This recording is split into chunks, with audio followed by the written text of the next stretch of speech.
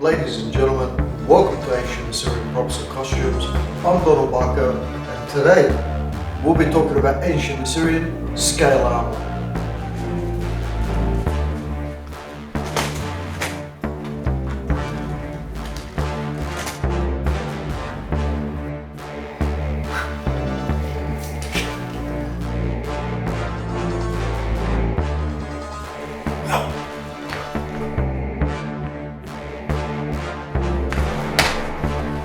Marfilan!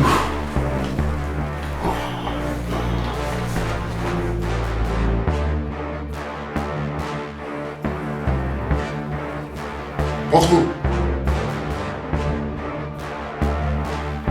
وبيولاتوا في بشارة.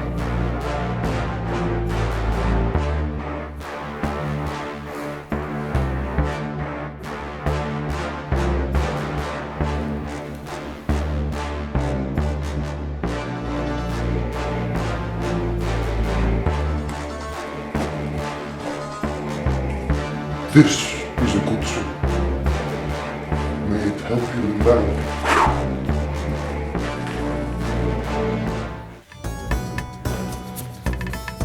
For the glory of Ashur!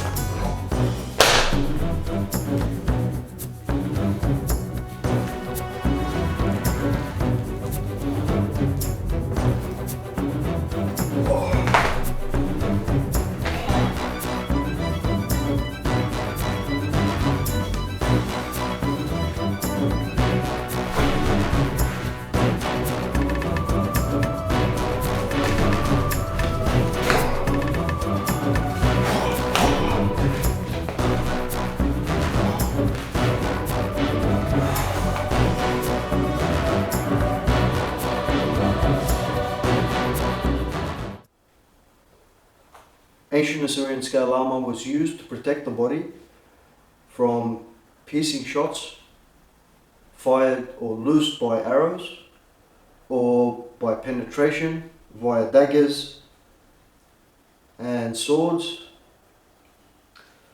It also had many features that are similar to what later became known as lamla, and it also has features that are similar to what later became known as a scale armour. I believe that this is a proto-lamla slash scale. So in order for it to be regarded as a scale armour, it needs backing for the scales to be stitched onto. And here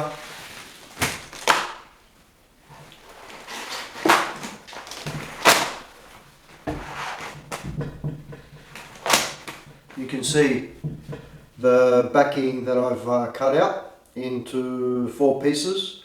So I've got one long one for the lower torso, upper back piece with the shoulders, upper chest and shoulders, upper chest and shoulders. I've found a way to be able to bring what I had before, which was the front chest part, down to join the torso area, and this scale armour will end up folding like this, and here you will have your shoulder seams here and here with the overlap in this fashion.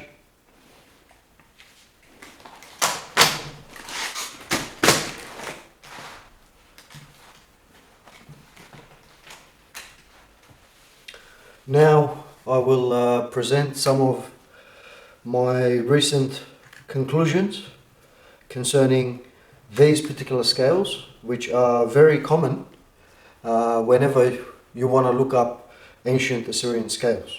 They are scales that were made of bronze and are now in the British Museum. However, they weren't found in Assyria, but they are Neo-Assyrian scales, according to the experts in the British Museum. However, when we analyse these particular scales and compare them to other Neo-Assyrian scales that have been found in the ancient cities of Kalhu, Ashur, Nimrud, Nineveh, what we do find is they are slightly different and hark back to a late Bronze Age period in style and the hole placements. So for these particular scales, not all ancient Assyrian scales, just for these particular ones, the lacing method suggestion has been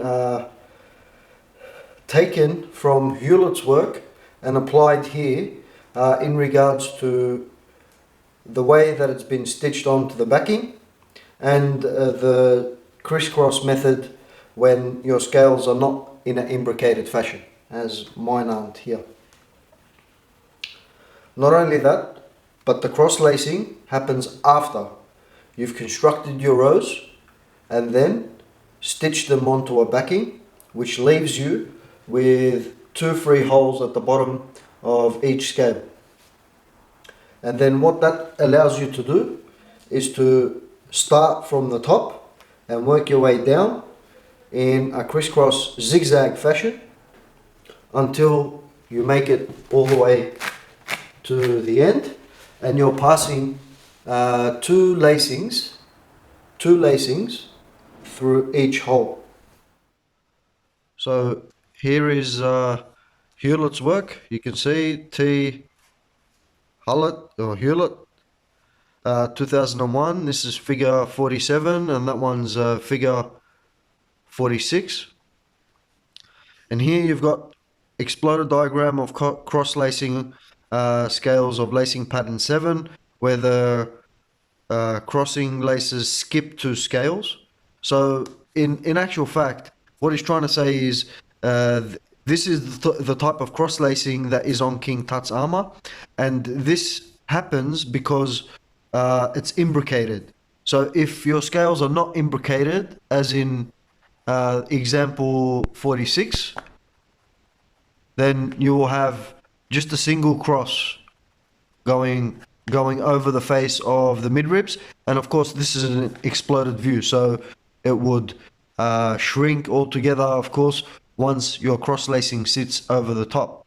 Now I did this and not this because I chose not to do my scales imbricated, but instead one above the other one in this fashion. So then I did this. However, instead of going in a diagonal fashion, look, it goes in, then continues, and then continues in a diagonal fashion each one of the rows. What I've done is I've gone in through here, and then gone in through here, and then gone in through here, and then gone in through here, and likewise the next one with my scale suit of armor in the Assyrian scales. What is the benefit of constructing your scales in this method, which is something that's very reminiscent of the cross-lacing that is on King Tut's ancient scale armor, is the fact that you have a concertina in a horizontal fashion, and you also have a concertina in a vertical fashion. So a concertina means the scales should slide past each other. So in a horizontal concertina, they should pass by each other like this, and in a vertical concertina, they should pass each other in this fashion. So what you get is something like this with a horizontal concertina, so that your rows are not rigid, and you also have your concertina in this fashion, pretty much full concertina on the vertical side. Here, over the shoulders, around the armhole, you also have concertina in this direction, which will free up a little bit more space around the armhole for the arm to be able to go across the chest, and also here in this fashion over the shoulders as well.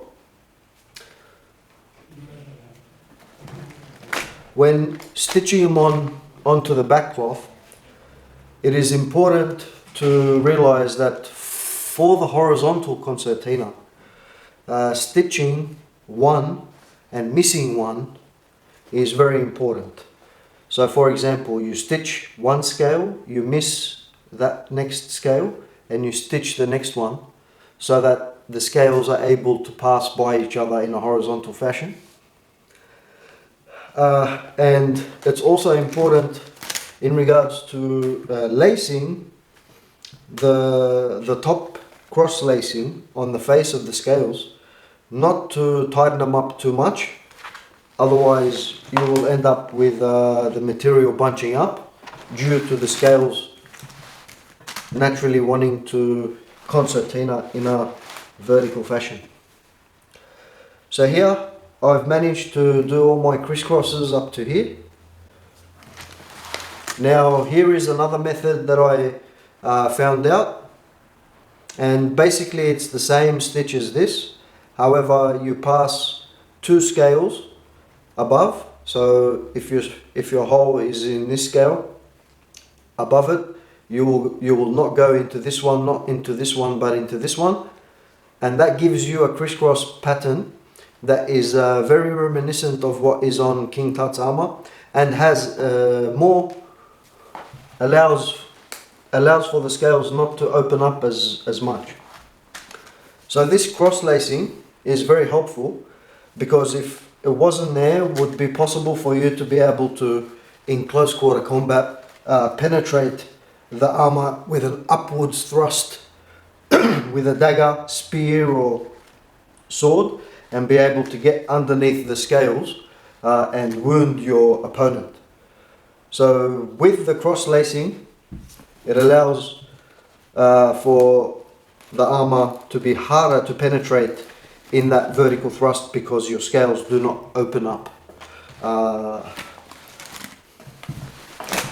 So this is another method. I am going to do all of them like this. So I'm going to pull these out, but I just wanted to show you the two types of lacing method suggestions that were shown in Hewlett's work are both possible.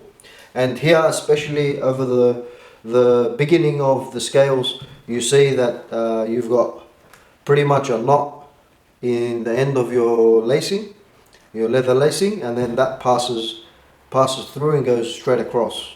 So this is how you start it. You start from the top, from behind, and work your way over the face, in, and then zigzag it across, in, out, and then zigzag it across, in, out, and then zigzag it across, and then your other one will go in the opposite direction, which gives you that crisscross effect once you have penetrated both holes in the scales. Alright, so now what I want to do is a bit of a demonstration of how I'm doing the crisscross lacing here on my scale armour. So the first thing you do is you grab your lacing, you cut it to the right length. Here is one, and then you put a knot on one end, and then you cut a taper on the other end to a point. Here you can see these ones, you put two in each hole. So for example, this is one hole, but you can see there's two threads, and then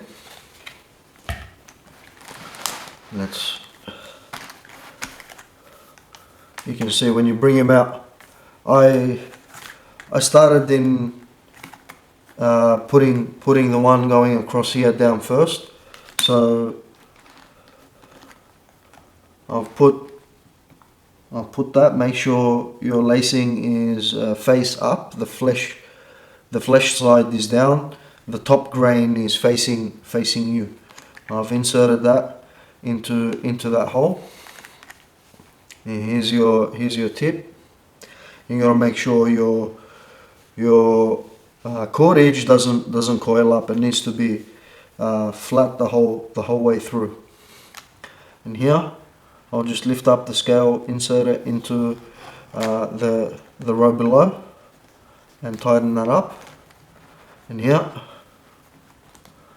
that's that now. So I've gone across. That now needs to go across, but you can see here that that's already full.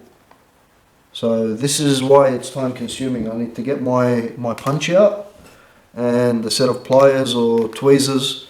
Needle nose pliers will do fine.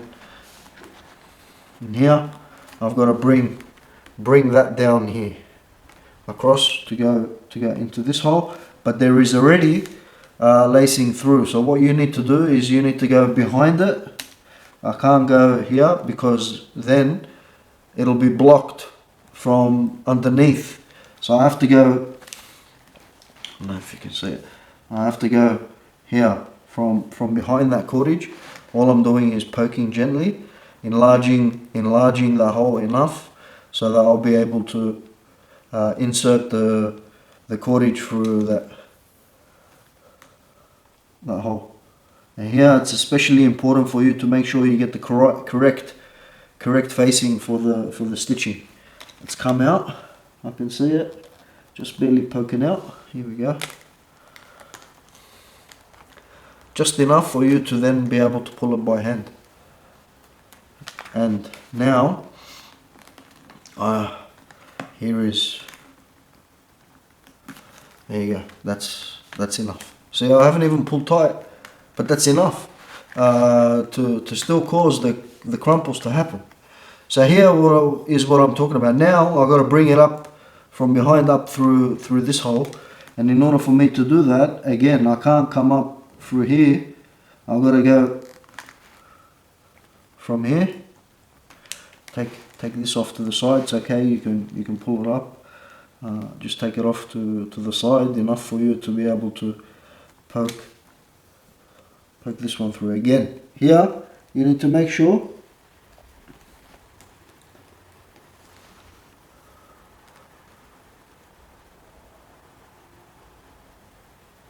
okay, so that's closed up. Here we go.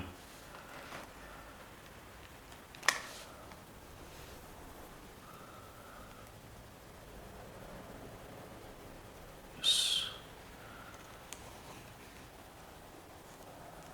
Make sure all your knots are out, so it'll end up laying flat. It's flat. Okay. And now this one doesn't have lacing through it, so it's a lot easier. Just pull that through. See, that one will straighten out after I bring this one down, and it'll end up going through there, so I'll worry about that later.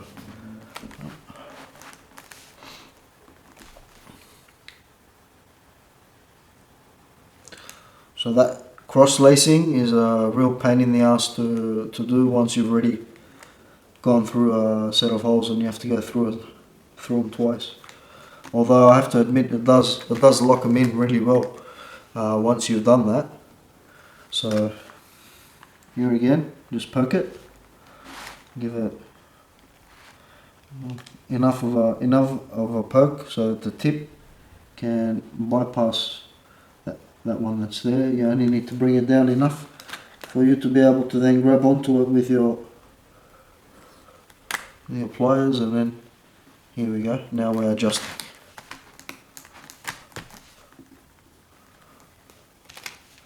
This is the first time I'm going to say this, but in today's episode I'm not an Assyrian having fun, mate. This has been the most fiddliest work I've had to do in the longest time. Can't remember something as fiddly as this, but yeah, there's no shortcuts to this, I can tell you now. If there was, I would have figured it out by now. Tried this way, that. This seems to be the easiest. Okay, I can tell you now it's an experience, and the person who would have been making them would have had to have found a way to motivate himself by telling himself maybe this might just save someone's life. So there's a good reason why you're doing something like this. But anyway, so now we've got to do this cord. That one's done. So I'll take the poker. Careful, don't scratch my paint job. Poke, poke, extend the hole just enough. Yeah, flush sides up. Yeah, that's enough. Let's see, yeah. Lucky. So yeah, even though I'm using those round nose pliers, I think you could get away with it using tweezers, which is a type of tool that they definitely would have had back in ancient Assyrian times. They've been excavated before in excavations in the ancient Near East, so it's not something that's unheard of. We're not dealing with sophisticated tools here. Here I'm not even using the needle, and the reason why is because the needle that I've got for the leather cordage, its width is too much, and I'd have to drill bigger holes. And if I do that, then these holes would be much bigger than what we see in the original, and I didn't want to do that. But that could be another way for you to save. And plus, I think the flexibility of the cord allows you to curve it so that it's not a straight, stiff thing. Maybe a curved needle could be beneficial. That's just...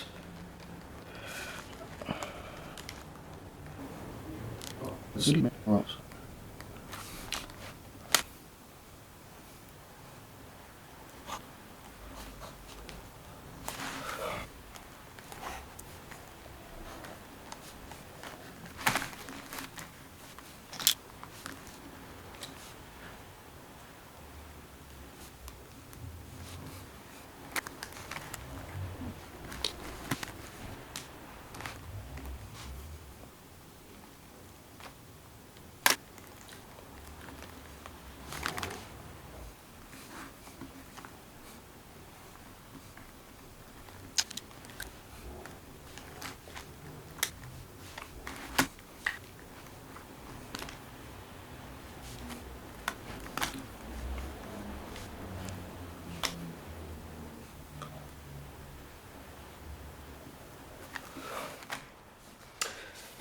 The reason for me wanting to do them in a method that is much more related to Bronze Age scale armor is because the placement of the holes is something that is identical to what we see in the late Bronze Age.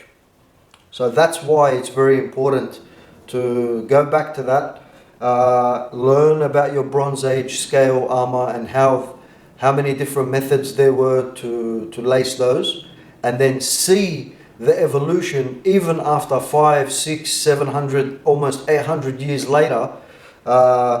You see Assyrians still stitching their scale armor in a very similar method with hole placements in this particular case that are identical to what we see in the late Bronze Age scale armor.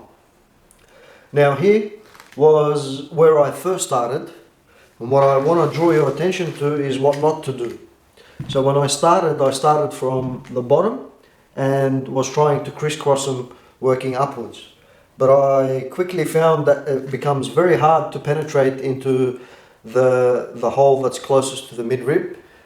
So I tried from the top, working my way down, and found that it was a much more simpler process.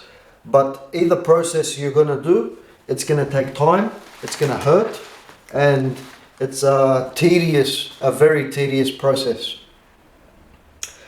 If I was to do this with cotton cord lacing, I would have been finished this and probably another 2 suits by now.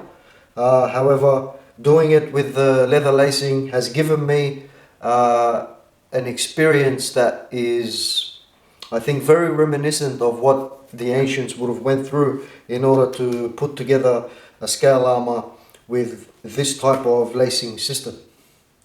There is no shortcuts. That's what I'm trying to say.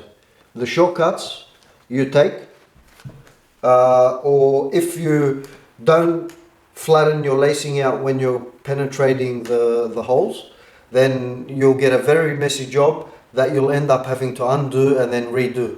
So it's a type of work that needs to be done the first time correctly and all the time the first time correctly, so that you can move forward and not have to go back chasing your tail to move forward again.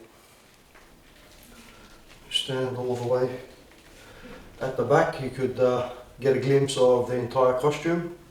Starting from the bottom, my feet are shod in sandals and I'm wearing a short tunic with short sleeves, a broad belt with a narrow belt on top, and I'm also wearing a light infantryman's armour with a pectoral plate for the solar plexus region.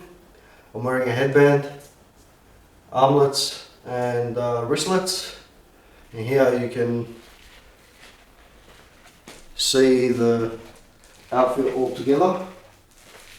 And in regards to this particular tunic, you'll notice it's a little short, and this fringe is also done using a macrame technique. So all this was done by my own hands, and what I did was start combing the threads out to a certain point so that I get the length of the fringe required, and then weaved or knotted my fringes together to create this effect.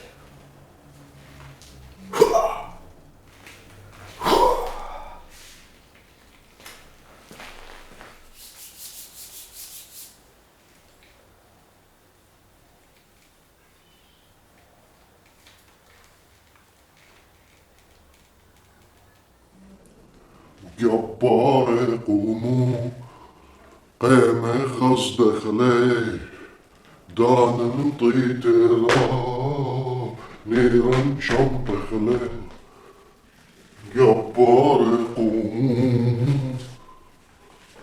قيم خصد خلي دان نطيت لا نيران شمط خلي. So now what I'm going to do is I'm going to explain a little bit about the backing, which is very important in this case, because these scales, these particular type of ancient Assyrian bronze scales require a backing or were stitched on to a back cloth. So here